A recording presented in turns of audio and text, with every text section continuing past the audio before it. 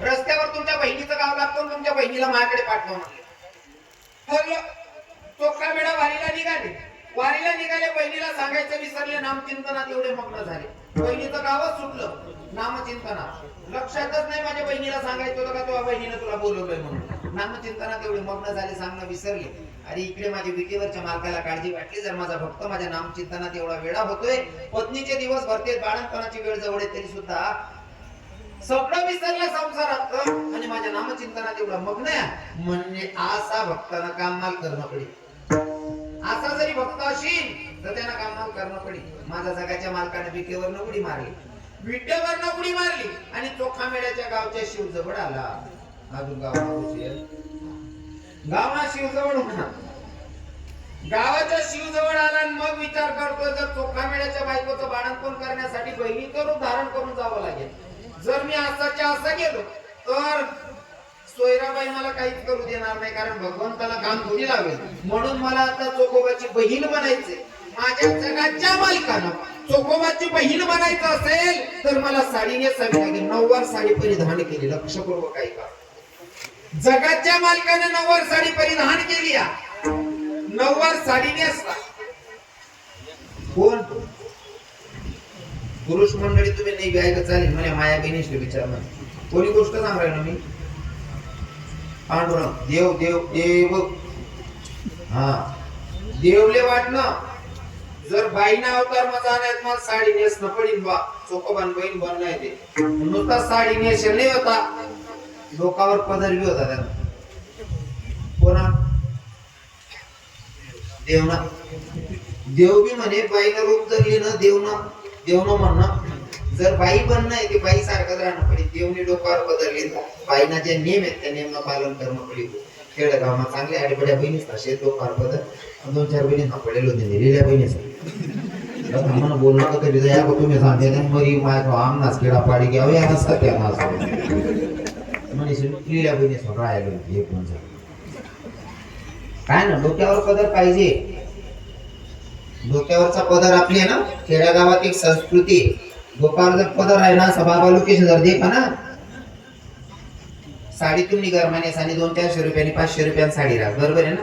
500-600 रुपयांनी साडी राहा. मी यावरून सांगत प्रत्येक गावात सांगितलं राहिलो. काही बाईसले राग येईल तुमले राग घेऊन मला काय करले सर. दुसरी तारीख जेव्हा नाही यावर काय करशाल. दुसरी तारीख नाही पट्ट्या गरज नाही. आपला हायवे वर पाणी गिरायकांनी कमी नाही मनीषीन तोलतोलना धंदा नाही. जे कराय ते बोलून मोकळा वाचलो. जगाच्या मालकानं साडी नेसली, डोक्यावर पदर घेतला. त्याच्यावर बोलतो. डोक्यावर पदर का घेतला पाहिजे? गरमा नेसाने साडी तुम्ही 500-600 रुपयाने. पदर कितना मीटरना राज बहिणी सोन 1 मीटरना. तो कितला पडणार जर 650 ने होईल. 6 वार साडी 6 मीटर साडी 100 रुपयाना पदर येतो. बरोबर आहे ना. बरोबर आहे ना. 100 रुपयाना पदर आहे. पण तो 100 रुपयाना पदर जर डोक्यावर राहिना ना, तुमना बापनी करोड रुपयानी इज्जत वाढायची. तो 100 रुपयाना पदर तुम्ही म्हणसाल कसं काय. एखादा टोपीवाला बाबा जर देखा ना, तो टोपीवाला बाबा देख पूर्ण डोक्यावर पदर आहे. सहज त्या बाबांना थोडं माही वाटली नाही कसं कुठे ना माहेर बी बाई पूर्ण काय संस्कार आहेत. डोक्यावर पदर सुद्धा पडू देत नाही.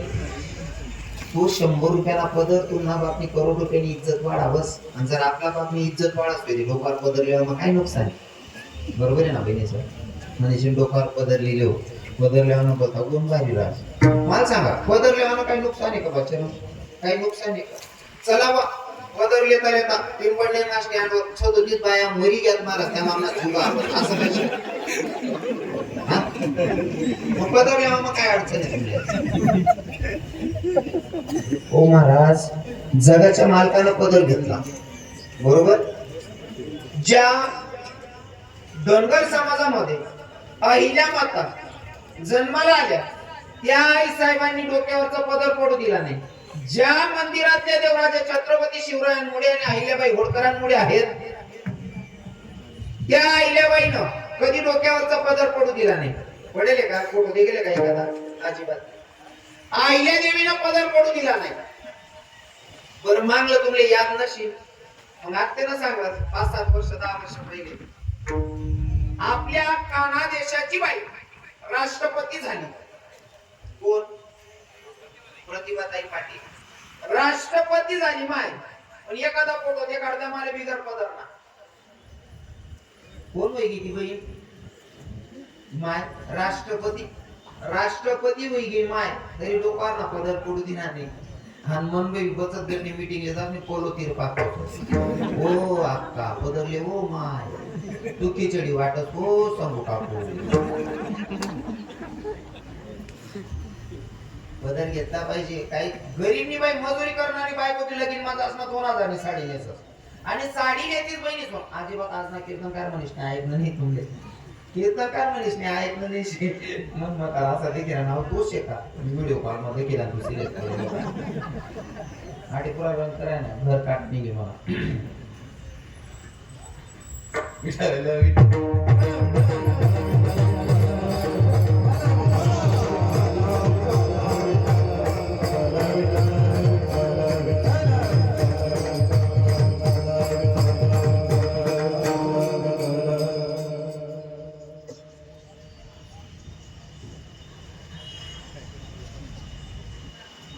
पदराचं सांगत होतो नाही का लगीन माझा तर मी बायको सुद्धा 2000 साडी येस आणि साडी जवळ येतेच बहिणीस खास करीने पहिले पदर देखतीस तुम्ही.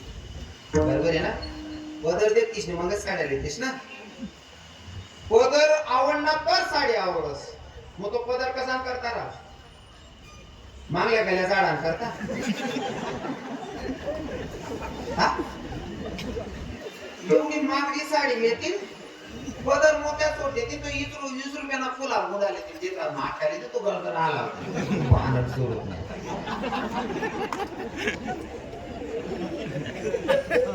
एवढा मागी साडी तिने डोक्यावर पदरले हो मजाने तशी मार दिकल बी भारी बाई पदरवर. बरोबर आहे की नाही? डोक्यावर जर पदर असला आपली संस्कृती अशी डोक्यावर पदर आलेल्या अतिथींचा आदर सासू सासऱ्यांची कदर आणि पतीच्या सेवेला हजर दिलाच म्हणावं इंडियन मदर. विठ्ठल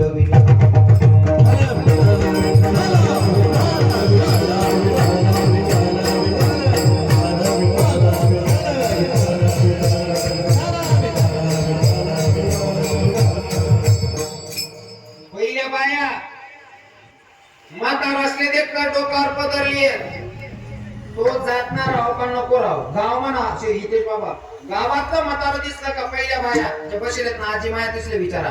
आज बी काही म्हाताऱ्या जर वयस्कर माणूस देखील घ्या ना तरी आज बी डोक्यावर जरी पीठनं डबर आहे ना दळण दळता तरी सुद्धा ते बाबाला जावांसाठी रस्ता मोक्या करते असं कोण फिरायला उभी राहत. पहिले त्या बाबाला जाऊ देस आणि मग मन माय जास. अजून सुद्धा जुन्या म्हाताऱ्यातून नेम पाहिजेस. शेतीस काही गावच माझं. बरोबर आहे ना? काही म्हाताऱ्या त्या माझ्या लिनिंग गावते नाही माय जर पुढे चाली होते काय म्हणे तो बाबा काय पोरले काय वय नाही का नाही पुढे ना माहेरी राहायचं. पुन्हा परिचयसाठी सांगस घर नाही उघडी करू नाही म्हणे पण मी इथला नीच आहे ना घर नाही बी सांगतेस. म्हणून आपली एक नाव बसाली ना तू बट्ट घर ना चाललेस म्हणे घर जर काय सांगू म्हणजे दुसरा क्लिप मसा आपण तुला हानसून म्हणे घर.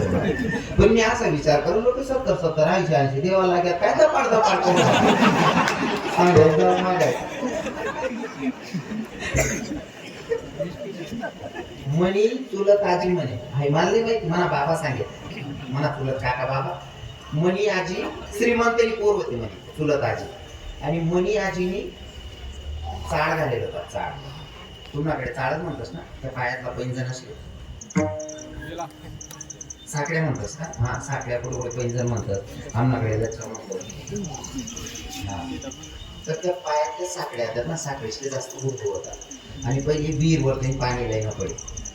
मना एक आजोबा झोपेल होता आणि ती म्हणजे चुलत भाऊ जाईल पाणी लईशने जायला येते पण तिना पायात पैंजण पैसावाला पोर घुंगरू जास्त होता त्या घुंगरू छुनक वाजले. त्या बघा काका बाबाशी बोलायली ना म्हणावं बाबांनी त्यांना चुलत भाऊसले सक्का भाऊसले विक्रासले हो आता यार म्हणे काय मोठा भाऊ काय नाही अर्धा कार्य गरीमा कोणा कोणी सुटी आले म्हणे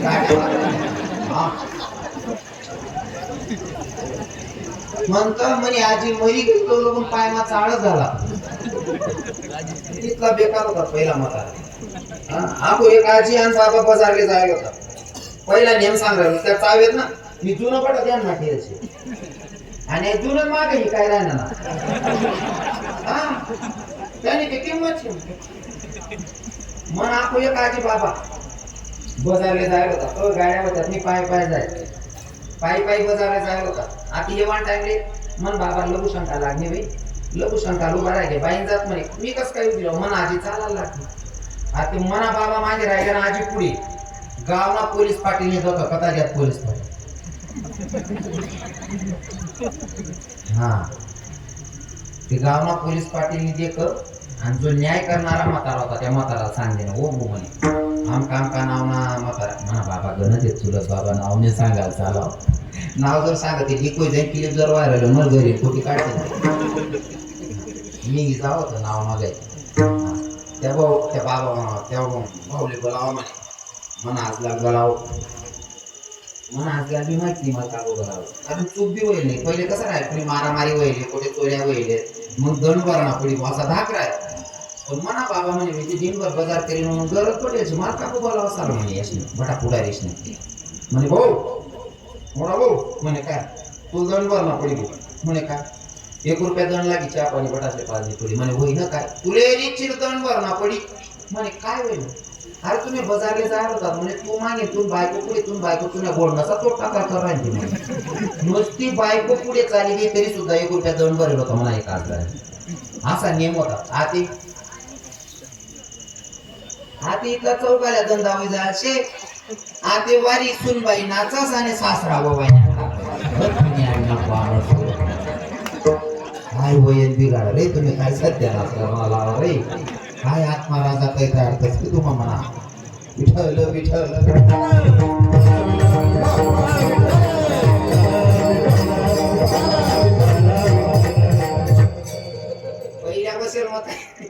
पहिल्यापासून म्हातारीचं सांगा जर टिकरा मोठा आहे ना तरी टिकरा देखील खाटवर बसत नाही बसत राहत तरी उठून उभ्या राहायच्यात आजी खरं आहे का नाही जरी एखादी देराने जेवण्याचं काम माहित आहे काम उभ्या राहायच्यात माहित तो भाऊ घ्या ना मग तो आपला टिकरा आपला अनुभव त्यात काय घाबरा तरी पहिल्या बाया सांगत नाही माय तो देर जेठ सारखा दिकस मर्यादा कोणले म्हणतात म्हणजे टिकरा देखील सुद्धा पदरलेली आहे काठवर ते उठी जाय काय आपली संस्कृती होती आते टिकरा अरे सगळा सासरण सुद्धा जातीने बिल्ल मोठा काळ करत मुंबई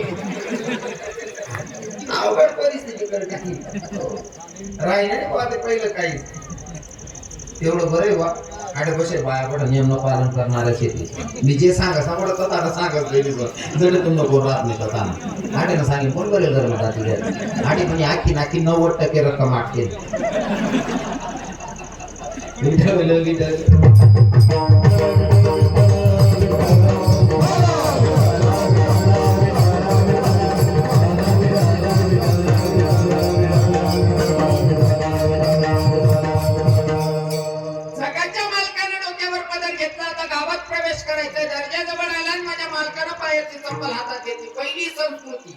बाई जर किती श्रीमंताची असेल सासरी जायचंय ना तिकडनं किती मागणी चप्पल घातलेली असेल दर्जामध्ये आली म्हणजे पायाची चप्पल हातात घ्यायची पहिली बाई पहिल्या बाया दर्जा मावण्यात म्हणजे पायमाना चप्पल हात धरली आहे पहिली दोन तुम्ही दर्जा माहिती नका धरा पण कमीत कमी 10 तरी काढले जावा बाकी नाही किचन रूम मागाली गेली बाकी एक ना मालपूर म्हणे महाराज तुम्ही लय बारीक बारीक गोष्टी सांगतात म्हणतात आई काय सांगण्यासाठी आम्हाला समजत नाही आमले दाड्याचे त्याचा निरोप कोणापर्यंत पोहोचतात आपली संस्कृती टिकायला पाहिजे आपला हिंदू धर्माना नियम काय त्यातून सांगण्यासाठी आम्ही निघेले नाही म्हणे महाराज पहिल्या बाया नियम पाय त्या शिकेल नाही होत आम्ही सुशिक्षित येत म्हणे मग बाई चप्पल काय राम नाही सुशिक्षित म्हणतात म्हणे हा मग मनानं जर माझून तू पुरी शिकेल नाही अजून 2-4 येता शिकणं पुरी मग म्हणे पुरी कवय शिकतो म्हणे महाराज मग पूर्ण कवय शिकशी जवळ तू पाय मागाला नाही मोजळीस मग वरण लिहिन पिशी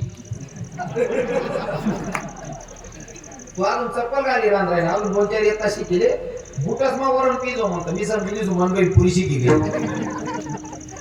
शिकणं म्हणजे आपली संस्कृती विसरणं थोडी ना होत हा अरे आपले नियम आहेत आपण आपल्या धर्माच्या नियमाचं पालन केलं पाहिजे माझ्या जगाच्या मार्गाने पायाची चप्पल हातात घेतली महाराज दर्जातून गावात प्रवेश केला चोक्का मेळाच्या घराजवळ गेले दरवाजावर धाप टाकली आणि आवाज दिला ग बहिणी चोखोबाची बहीण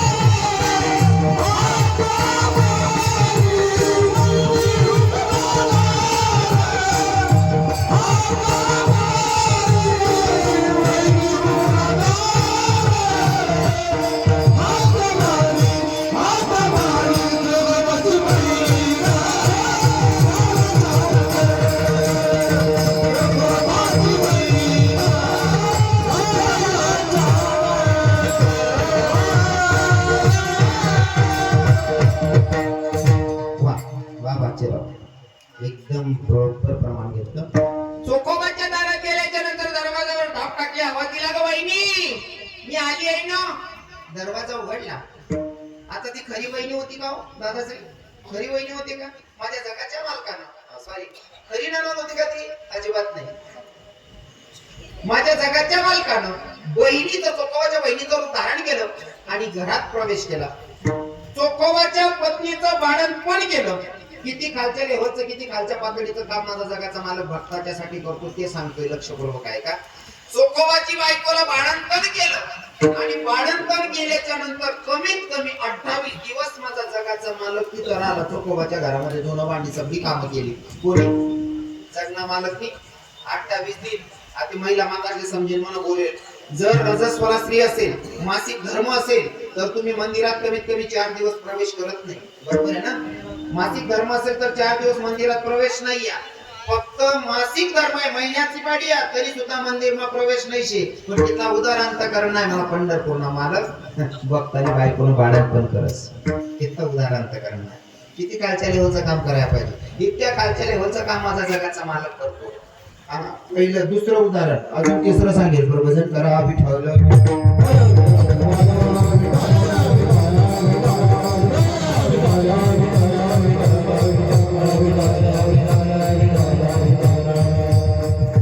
अजून तिसरं उदाहरण सांगेल. एक संत जन्माला आली महिला मातांमध्ये. त्या बाईचं नाव होतं सखूबाई.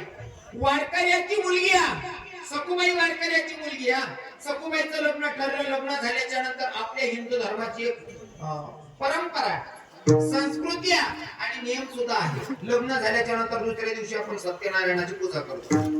सत्यनारायणाची पूजा केली. सत्यनारायणाची पूजा झाली. सकून घरातला केर कचरा काढला आणि फेकायला बाहेर जात होती. सकू केर कचरा बाहेर फेकायला जात होती.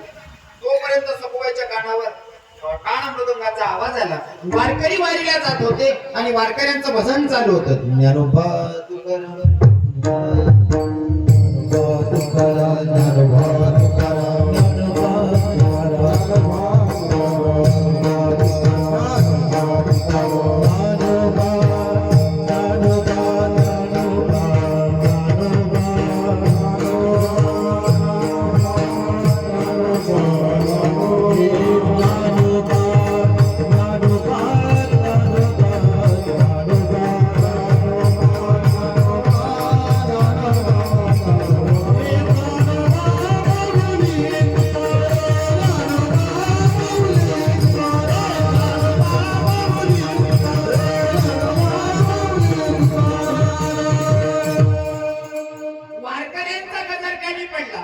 आणि सखूबाई विसरली की बाई माझं लग्न झालेला.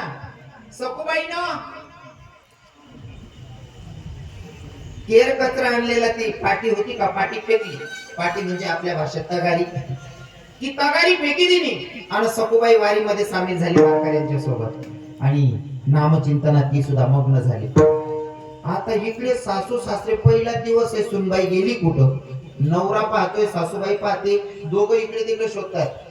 सखूबाई कुठे दिसत नाही. मग सासरे बुवा आले घरी.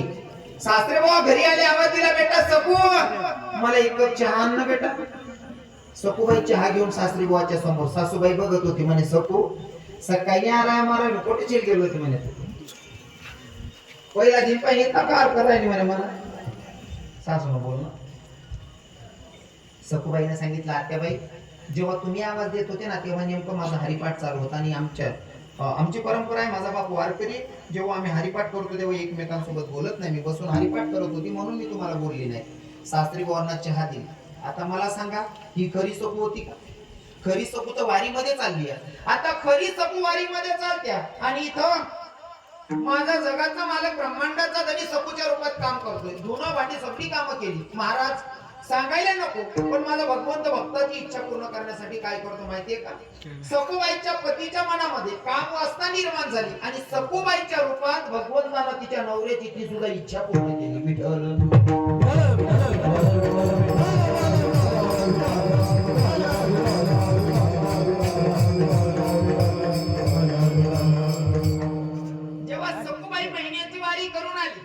महिनाभर चालून आल्याच्या नंतर बाईच्या लक्षात आलं, बाई जे बाईला दिवस गेल्याच्या नंतर